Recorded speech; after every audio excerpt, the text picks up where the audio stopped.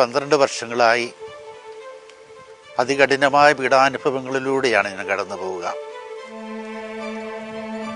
പല കോണുകളിൽ നിന്നുള്ള കുത്തുവാക്കുകൾ ഒരു വശത്ത്, അത് ഏൽപ്പിക്കുന്ന മാനസികമായ സംഘർഷങ്ങൾ, അതിനു പുറമെ ശാരീരികമായ ഒരുപാട് അസുഖങ്ങൾ, വേദനകൾ.